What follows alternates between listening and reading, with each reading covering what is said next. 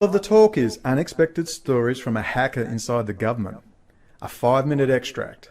Mudge is going to strongly infer that US defence contractors are deliberately lowering their security to allow countries like Israel, Iran, Russia and China to garner defence secrets, and then that same US defence contractor goes begging for another contract from the US Congress to counter the technology they just quote-unquote lost. 5 minutes. This is actually explosive detail that should be front page news considering Peter Zatko's standing in the cybersecurity world. So this talk is called Game Theory's a Bitch. Just watch a bit of this, just a few minutes, very important. It's Peter Zatko, worked with Jim Keller, DARPA, head of Google cybersecurity, and also went in to fix up Twitter and says it's full of holes. Saudis are in there, China's in there, and Elon Musk got in and fired him. I was having dinner with a lot of these stories are because I'm outside having dinner somewhere. I don't cook. I was having dinner with an old friend, and his company goes in and cleans up APT after, big well-known names get compromised, in particular whether they're government contractors or commercial organizations. And he posed a really interesting hypotheticals because we were just shooting the crap back and forth. And he said, hey, what do you think about the following chain of events? First, RSA gets compromised. Networks defended by their tools are vulnerable, and as a result... Who do you think compromised RSA encryption? Any ideas who compromised that? So China and other places could break encryption on the drone command links. A defense Any ideas? Contractor gets compromised. Said defense contractor, if you look up on Wikipedia, is the one who made this really cool stealth drone. Later, a really cool stealth drone goes missing over in a, Middle Eastern state. Like, what do you think about that chain of events? I'm like, that's terrifying. And he's like, yeah. And I'm like, no, for an entirely different reason. Look at it this way. I have no clue. That's a hypothetical, and there were a whole bunch of rumors about what had happened. But let's assume that you, as a country or a large organization, that your advantage is technology. You can field the fastest and the best technology, so you're ahead of everybody. That's your advantage. Newest, most advanced toys. Someone else steals some of your tech. What do you have to do? You got to replace it with newer tech, right? You got to keep your advantage. So suppose a government contractor gets some of their super tech stolen. What does their government customer actually need to do? Well, the government in that case, and this is all a game theory hypothetical, need to pay someone to make the next version so that the people who just stole it don't achieve parity, so that they're not even. They could go to some other government contractor because, of course, the one in question just lost everything. But they actually most likely won't. And here's probably why.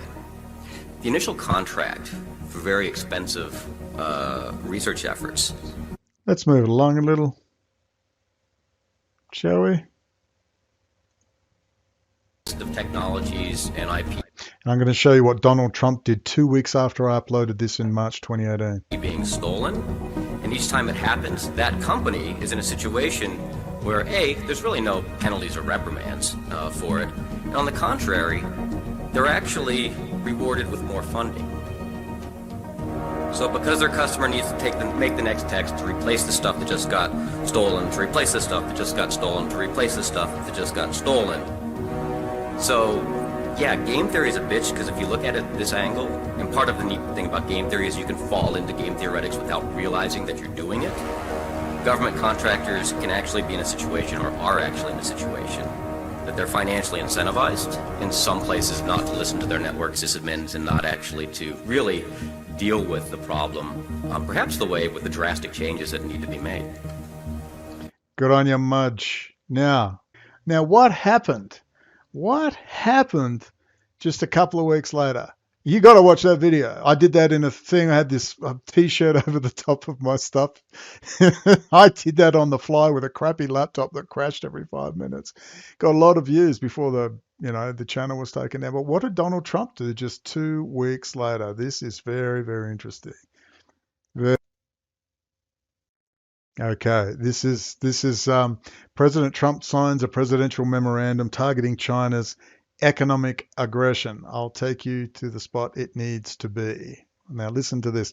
Just behind him there is Marilyn Hewson, head of Lockheed. 2 weeks after I uploaded that video with Mudge talking about Lockheed. Don't tell me this is not related. And then Skull and Bones, Fred Smith's nephew, Joseph Davies comes calling. Fred Smith tapped twice for Secretary of Defense.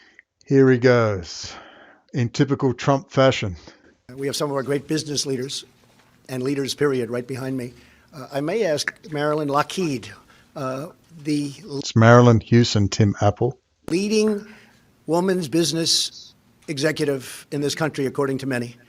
And we buy billions and billions of dollars worth of that beautiful F-35.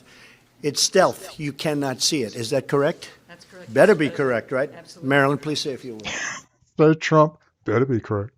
Well, thank you, Mr. President. I would just say that this is a very important This is to stop the loss of technology. moment for our country in that we are addressing what is a critical area for the aerospace and defense industry, and that is our protecting our intellectual property. As has been expressed, that is a threat to us if we have that stolen from our companies She's embarrassed. because that is the lifeblood of our companies. And so we very much welcome this action on the part of the Trump administration and the President of the United States. Thank you. Thank you.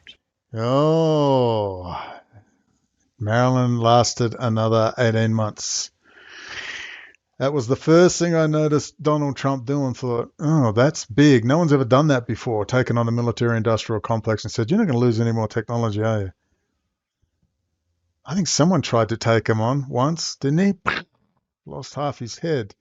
Deary me. Now imagine if the amazing Polly included all of this stuff in there in her very good analysis. It would be pretty awesome, wouldn't it? And you'll understand this is the sort of stuff I do, the sort of stunts I would do.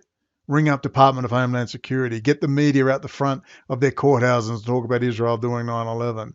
Now they just read an article and go, oh, isn't it terrible? I'm so angry. Are you angry too? Men think they're women. Send me money. This is why I have no love for these whores. They're just whores. They disgust me.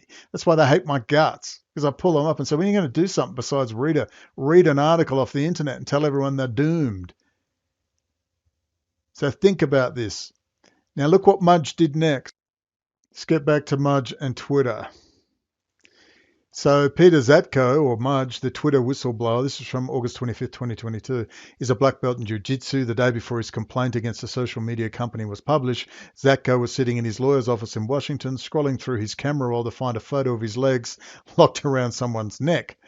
Now, he was hired as Twitter's security lead. Let me tell you what happened.